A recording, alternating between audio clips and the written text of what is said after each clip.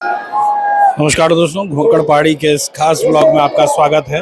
और हर बार की तरह एक बार फिर होली के 5वें दिन के बाद देहरादून का प्रसिद्ध जो झंडा मेला है वो चढ़ना शुरू हो गया है। इस समय मैं जो दरबार साहिब है उसके दरबार में हूँ और यहाँ पर गिलाफ चढ़ना शुरू हो गया है। मैं आपको सीधा विजुअल के माध्यम से दिखाने की कोशिश की। ये देखिए आप, ये गिलाफ चढ़ाया जा रहा है और ये परंपराएं हैं जो परंपराएं की जाती हैं। और सबसे बड़ी बात यह है कि जो संगतें हैं वो बहुत दूर दूर से यहाँ पर पहुँचते हैं। जो बाबा गुरु राम राय को मानने वाले हैं, जो इस पंथ को मानने वाले हैं, वो तमाम लोग यहाँ पर पहुँचे हुए हैं। बड़ी संख्या में यहाँ पर तमाम लोग पहुँचे हुए हैं। आप ये नज़ारा देख सकते हैं। ये नज़ारा अपने आप में हर बार की तरह एक बार फिर ये बेहद महत्वपूर्ण हो जाता है। हर बार की तरह ये बेहद चकाचौंध और धार्मिक कर देने वाला हो जाता है। किस तरीके से सिख समुदाय या फिर जो इस उसको मानने वाले लोग हैं, ये देखिए, ये झंडे जी को जो है ये गिलाफ पहनाया जा रहा है। एक एक करके गिलाफ आगे बढ़ाया जाता है और ये जो है इसी तरीके से हर कोई इस झंडे को हाथ लगाने की कोशिश में रहते हैं, क्योंकि इसको हाथ लगाने से पुण्य की प्राप्ति होती है। ये तमाम लोगों का कहना है। इस समय ये देखिए आप, ये तमाम इलाका जो है वो यहाँ पर झंडे मोहल्ला इसको कहा जाता है, झंडे मोहल्ले में।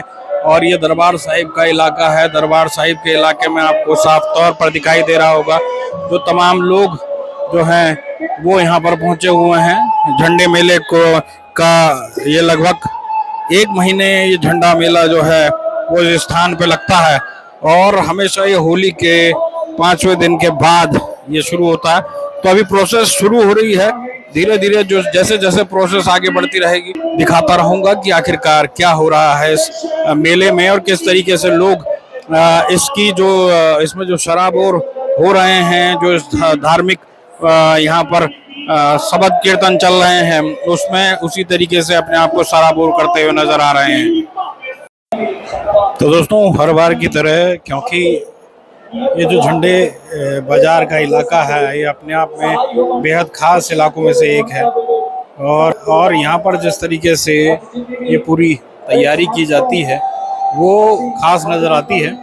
और इस बार कुछ खास नज़र आया है यहाँ पर। एक तो देखिए आप, ये धीरे धीरे इस पूरे जो झंडे जी हैं इनको, पहले तो आपको मैं बता दूं कि ये बाकायदा ये जो झंडे जी को तलाशा जाता है, बाकायदा फिर पेड़ काटा जाता है और उसके बाद जो है ये तमाम फिर वहाँ से एक पूरा नगर कीर्तन करते हुए, नगर परिक्रमा करते हुए इसको लाया जाता है।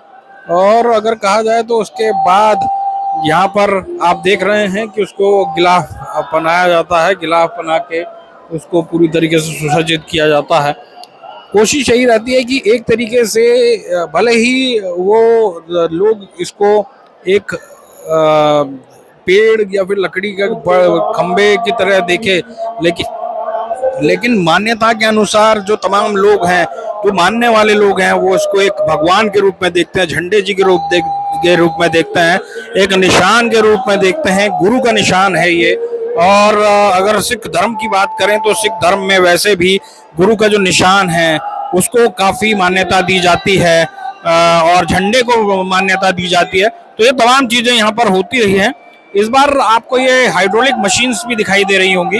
ये हाइड्रोलिक मशीन्स यहाँ पर लगाई गई हैं और सामने भी आपको हाइड्रोलिक मशीन्स दिखाई दे रही होंगी। ये अलग अलग कोने पे हाइड्रोलिक मशीन्स लगाई गई हैं ताकि जो ये झंडे जी हैं उनको सही तरीके से ऊपर उठाया जा सके, क्योंकि इससे पहले कुछ हादसे यहाँ पे हो चुके हैं। यहाँ पर 2 बार यहाँ पर झंडे जो हैं वो टूट चुके हैं, जिसकी वजह से काफ़ी श्रद्धालु भी निराश हुए थे। तो इसको देखते हुए इस बार नई प्रक्रिया शुरू की गई है। हालांकि जो लकड़ियों की जो कैंचियां हैं जो आप सामने नीचे देख रहे हैं, जिसको तमाम लोग हाथ लगाकर इससे उठाते हैं और उस ऊपर इसको किया जाता है, तो ये तमाम चीज़ें भी यहाँ पर की गई हैं। लेकिन इस बार ये व्यवस्था जरूर की गई है कि यहाँ पर झंडे जी को हाइड्रोलिक जो यहाँ पर चीजें हैं उनसे उठाया जाएगा।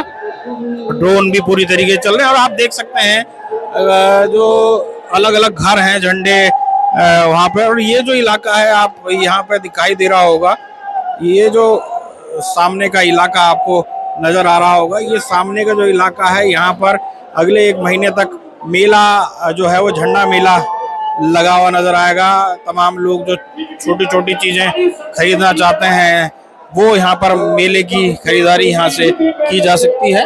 तो कुल मिलाकर देखा जाए यहाँ से, और जो जहाँ पे सामने तमाम लोग बैठे हुए हैं, यहाँ पर झंडे जी को पूरी तरीके से खड़ा किया जाएगा, उनको आरोहण किया जाएगा उनका यहाँ पर, और तमाम चीजें जो हैं वो होती रहेंगी। तो दोस्तों तैयारियां पूरी तरीके से जोश खरोश के साथ की जा रही है और सबसे बड़ी कोशिश तमाम जो श्रद्धालु हैं वो बेहद, अगर देखा जाए तो बहुत तन्मयता से लगे हुए हैं। गर्मी बहुत है लेकिन फिर भी तमाम लोग जो हैं वो अपनी श्रद्धा के साथ आगे बढ़ रहे हैं और गिलाफ बना रहे हैं। इसके अलावा जो तमाम निशान हैं, धार्मिक निशान हैं, उनको बांधा जा रहा है। तो ये तमाम चीजें हैं जो परंपराएं जो हैं वो लगातार चल रही हैं। जो है वो प्रोसेस शुरू हो गई यहाँ पे झंडे जी के आरोहण की। तो फिर आरोहण की आपको तस्वीरें दिखाता हूँ। दोस्तों झंडे जी की अगर हम बात करें तो झंडे जी का इतिहास भी आपको बताना बहुत ज़रूरी है और अपने आप में इतिहास जो है वो सैकड़ों साल पुराना है। सैकड़ों साल पुराने की बात अगर करें तो 347 साल पुराना तो ये इतिहास है ही। और हर वर्ष जो है वो होली के 5वें दिन ये झंडा मेला आयोजित किया जाता है। सिखों के 7वें गुरु हरि राय महाराज के बड़े पुत्र गुरु राम राय महाराज ने वर्ष 1675 में चैत्र मास कृष्ण पक्ष की पंचमी के दिन देहरादून में पदार्पण किया था। और आप ये समझिए कि तब से अभी तक ये उनके आने के बाद से ये अनवरत जो है वो झंडा मेला यहाँ पर लगता है। 347 साल का ये गौरवपूर्ण इतिहास जो है वो सीधे तौर पर इस मेले का नज़र आता है। और अगर कहा जाए तो ये देश विदेश से यहाँ पर संगतें आती हैं, श्रद्धालु आते हैं। और जैसा मैंने आपको बताया कि उन्होंने यहाँ जो सिखों के 7वें गुरु हरि राय महाराज के बड़े पुत्र हैं गुरु राम राय, उन्होंने जब पंचमी के दिन देहरादून में पदार्पण किया, उसके ठीक 1 वर्ष बाद 1676 में इसी दिन को उनके सम्मान में उत्सव के रूप में मनाया जाता है। यानी जब वो 1 साल पहले जो गुरु महाराज थे वो यहाँ पर जब पदार्पण हुआ तो उनके जो समर्थक थे, जो उनके जो श्रद्धालु थे, जो उनके तमाम लोग जो उनके ऊपर श्रद्धा अर्पित करते थे, वो तमाम लोगों ने उनके यहाँ आने की खुशियाँ मनाई और उसी खुशियों को इस मेले का रूप दिया गया, उस मेले के रूप में मनाया जाता है यहाँ पर। और ये जो पूरा इलाका है, वैसे भी देहरादून को अगर कहा जाए तो देहरादून भले ही पहले नाम देहरादून नहीं था और पहले इसको देहरादून के यानी बाबा का डेरा यानी गुरु राम राय बाबा का डेरा के रूप में इसको पहचान मिली। और उसके बाद अपभ्रंश होकर कई जगह पर बातें होती रही तो इसको नाम देहरादून पड़ गया। और जब गुरु महाराज यहाँ पर आए थे तो देहरादून एक छोटा सा गांव हुआ करता था। यहाँ मेले में देश भर से श्रद्धालु आते थे और लोगों के लिए भोजन का इंतज़ाम करना आसान नहीं था। तब श्री गुरु राम राय महाराज ने दरबार में साझा चूल्हे की भी स्थापना की थी। उन्होंने ऐसा इसलिए किया ताकि दरबार साहिब में कदम रखने वाला कोई भी व्यक्ति भूखा ना जाए। और हम गुरु राम राय महाराज की बात करें तो बचपन से ही उनमें अलौकिक शक्तियाँ थी, असीम ज्ञान उन्होंने अर्जित कर लिया था। उन्होंने मुगल बादशाह औरंगजेब ने उनको हिंदू पीर महाराज की उपाधि दी थी। गुरु राम राय महाराज ने छोटी उम्र में वैराग्य धारण कर लिया था और संगतों के साथ भ्रमण पर निकल पड़े थे। भ्रमण के समय ही वो देहरादून पहुँचे। बताते हैं कि खुड़गुड़ा के पास गुरु राम राय महाराज के घोड़े का पैर ज़मीन में धंस गया, तब उन्होंने संगत को यहीं पर रुकने का आदेश दिया। उस समय औरंगजेब ने गढ़वाल के राजा फतेह शाह को गुरु राम राय महाराज का ख्याल रखने का आदेश दिया था। तब गुरु राम राय महाराज ने चारों दिशाओं में तीर चलाए और जहाँ तक तीर गए उतनी ज़मीन पर अपनी संगत को ठहरने का हुक्म दे दिया। गुरु राम राय महाराज के यहाँ डेरा डालने के कारण इसे देहरादून कहा जाता है, यानी देहरादून कहा जाता था और उसके बाद देहरादून से देहरादून हो गया, जैसे मैंने आपको पहले ही बताया। और एक सबसे बड़ी बात बता दूं मैं आपको कि जो चूल्हा साझा चूल्हा उस समय शुरू किया गया था, उसकी आंच अभी तक ठंडी नहीं पड़ी है और झंडे जी की ख्याति देश भर में कई सालों से फैलती रही है। हर दिन झंडे जी के दर्शनों की भीड़ पहुंचने लगी है और श्रद्धालुओं के खाने की व्यवस्था के लिए दरबार साहिब के आंगन में साझा चूल्हा लगातार चलाया जाता रहा है। और जैसे मैं आपको दिखाता रहा हूँ कि जो दर्शनी गिलाफ जो हैं वो यहाँ पर दर्शनी गिलाफ जो हैं वो चढ़ाए जाते हैं। चैत्र में कृष्ण पक्ष की पंचमी के दिन पूजा अर्चना के बाद पुराने झंडे जी को उतारा जाता है और ध्वज दंड में बंधे पुराने गिलाफ दुपट्टे आदि को हटाया जाता है। सेवक दही घी व गंगा जल से ध्वज दंड को स्नान कराते हैं। उसके बाद झंडे जी को गिलाफ चढ़ाने की प्रक्रिया शुरू होती है। झंडे जी पर पहले सादे मार्किन और फिर सनील के गिलाफ चढ़ाए जाते हैं, जैसा मैंने आपको थोड़ी देर पहले दिखाया भी है और ये सामने आपको दिखाई भी दे रहा होगा। तमाम सनील के जो गिलाफ हैं वो चढ़ाए गए हैं। सबसे ऊपर दर्शनी गिलाफ चढ़ाया जाता है। पवित्र जल छिड़कने के बाद श्रद्धालु रंगीन रुमाल दुपट्टे आदि इसमें बांधते हैं।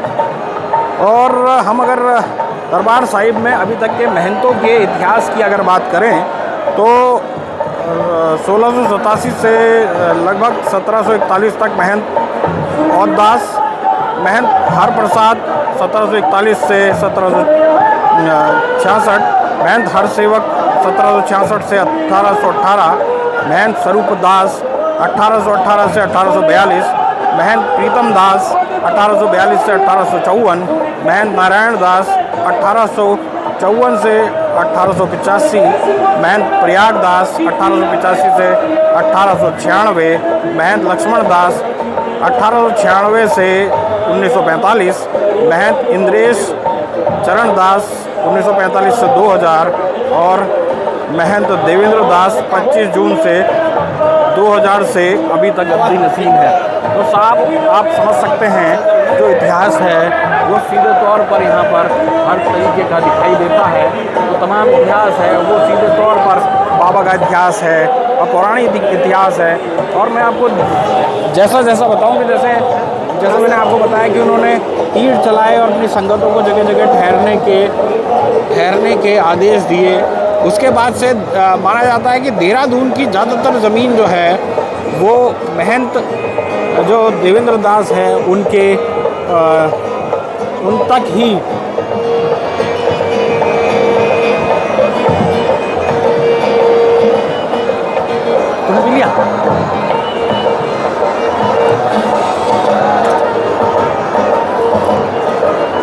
उनके श्रद्धालुओं तक ही की ज़मीन मानी गई। लेकिन धीरे धीरे तमाम अतिक्रमण हुए, तमाम जगह पर अतिक्रमण साफ तौर पर दिखाई दिए, जिसकी वजह से कई ज़मीनें जो हैं वो कब्जाई गई। लेकिन आज भी देहरादून अगर जाना माना जाता है तो महंत के नाम से यानी गुरु राम राय महाराज के नाम से जाना जाता है। उसके बाद जो उनके तमाम महंत यहाँ पे रहे, वर्तमान में महंत देवेंद्र दास जो हैं वो इसके महंत हैं। लेकिन अगर कुल मिलाकर देखा जाए तमाम जगहों से जो संगतें आती हैं वो तमाम संगतें यहाँ लगातार पहुँच रही हैं और हर किसी की आंखों में बस एक ही है कि वो जो झंडे जी महाराज हैं उनके इस निशान को चढ़ते हुए देखें और जो इतिहास के पन्नों में हमेशा ये रहता है उस इतिहास को बनते हुए उनके द्वारा देखा जाए। तो कुल मिलाकर देखा जाए तो इतिहास लगभग काफ़ी बता दिया है इस पूरे धार्मिक माहौल का कि आखिरकार ये कहाँ से शुरू हुआ, क्यों शुरू हुआ और क्यों इसको शुरू किया गया। और लेकिन कुल मिलाकर देखा जाए अब थोड़ी देर में यहाँ पर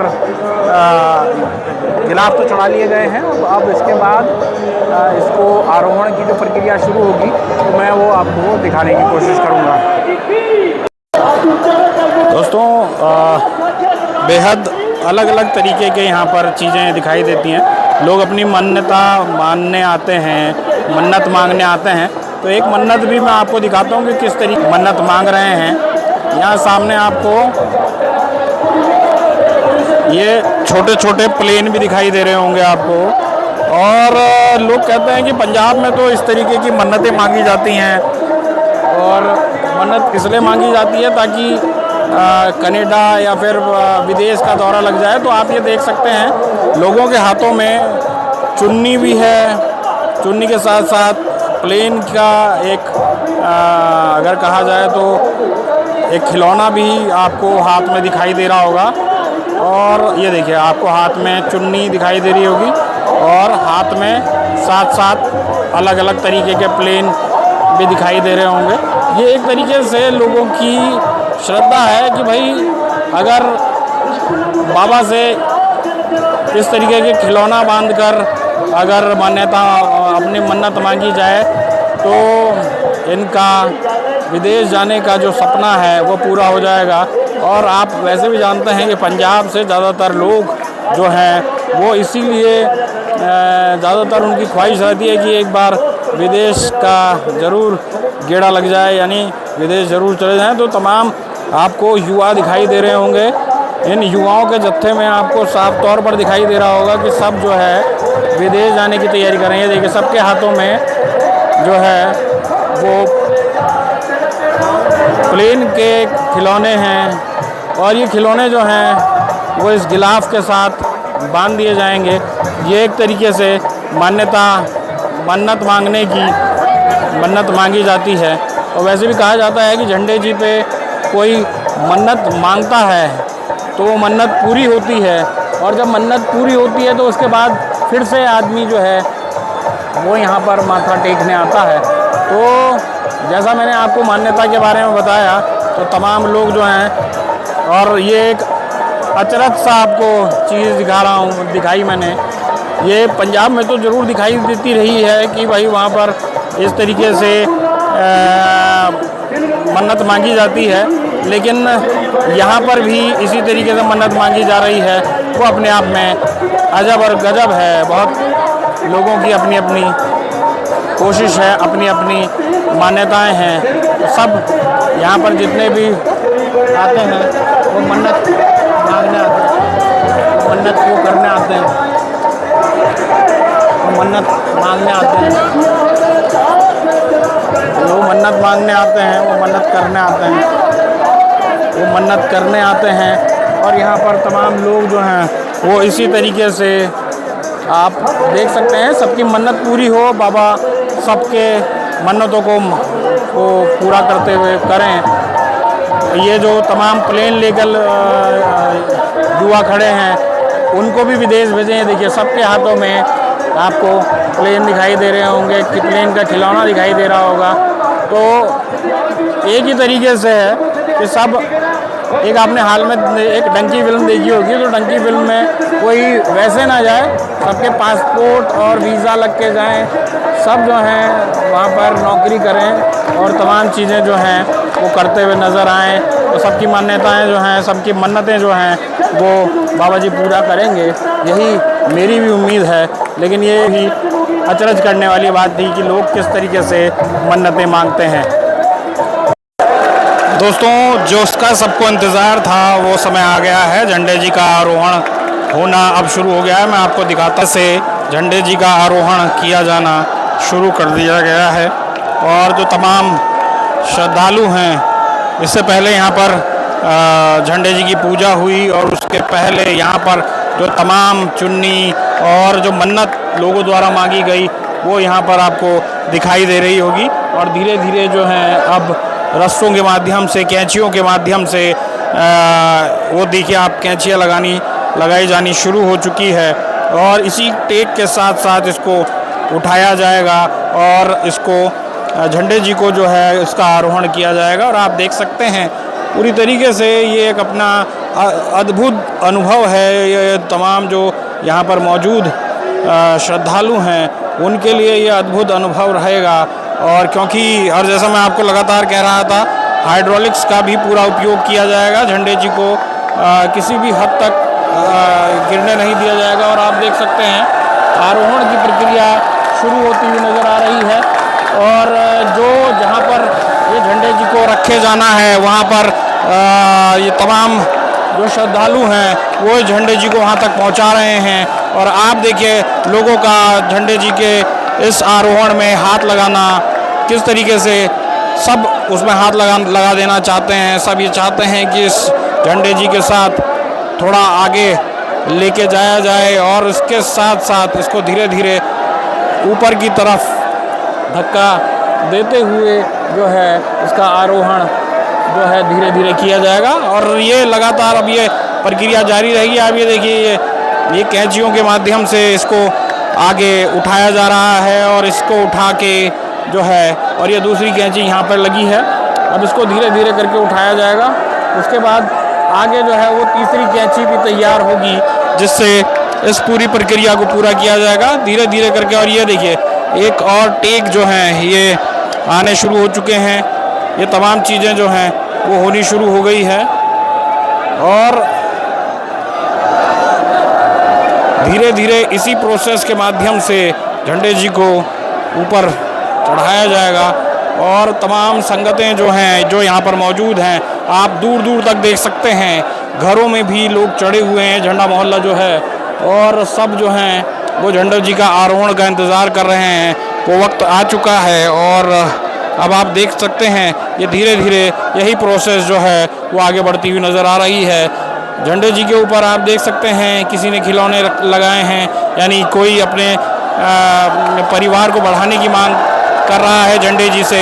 तो कोई खेल खिलौने, कोई गाड़ी, कोई विदेश जाने तक की जो बात है, मन्नत जो है वो झंडे जी के साथ रखी जा रही है। वो आपको सामने दिखाई भी दे रहे होंगे।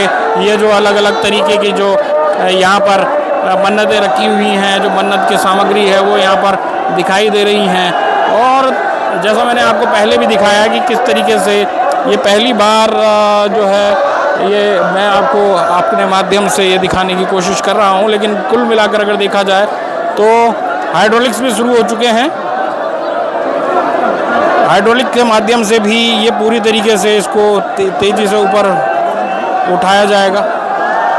और ये देखिए अब ये कैंची के माध्यम से उठाया जाना शुरू हो चुका है और धीरे धीरे करके ये प्रोसेस जो है वो वहाँ तक इस झंडे जी को के आरोहण तक लेके जाएगी और झंडे जी का आरोहण धीरे धीरे होता हुआ आपको नज़र आएगा।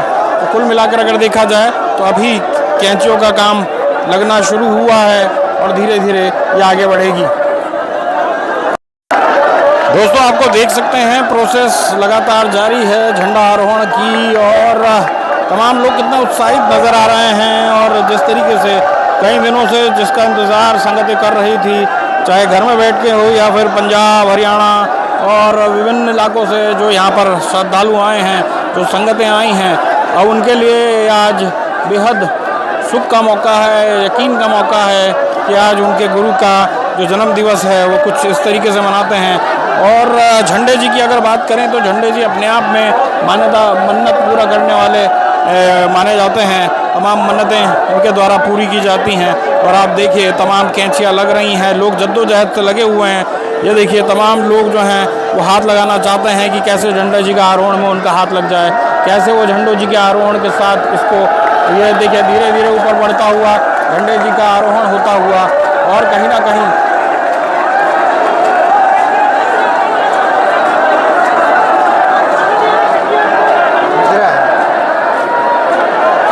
और ये देख सकते हैं कि धीरे धीरे झंडे जी का आरोहण पूरी तरीके से हो रहा है और तमाम लोग जो हैं वो टेक्निक लगा रहे हैं कि कैसे किया जाए, कैसे झंडे जी का आरोहण सही तरीके से किया जाए। और तमाम लोग ये देख सकते हैं बड़ी संख्या में लोग यहाँ पर जुटे हुए हैं जो इस झंडे जी के आरोहण के लिए पूरी कोशिश कर रहे हैं। और ऊपर से आप देखिए कैसे ये अलग तरीके के जो सेलिब्रेशंस हैं वो भी होते हुए नज़र आ रहे हैं। सेलिब्रेशन पूरी तरीके से दिखाई दे रहा है। हर कोई इस खुशी में सराबोर हो जाना चाहता है, हर कोई इस खुशी को मनाना चाहता है। और कहते हैं जब झंडे जी का आरोहण होता है तो उसके बाद बाज भी आता है यहाँ पे। हालांकि मैंने 2 बाज यहाँ पे पहले देखे हैं, लेकिन अभी मुझे लगता है कि जब झंडा जी का आरोहण हो जाएगा तब बाज फिर वापस आएगा और फिर वो भी दर्शन देगा। और आप देख सकते हैं कि धीरे धीरे जो है उसको आगे बढ़ाया जा रहा है।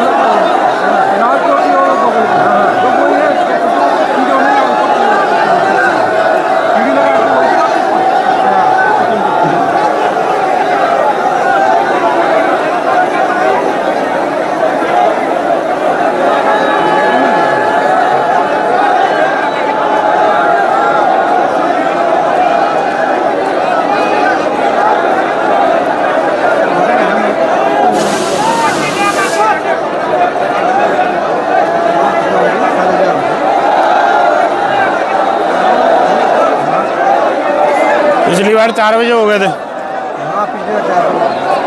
मुझे लग रहा है बॉटम बेस सीट नहीं आया।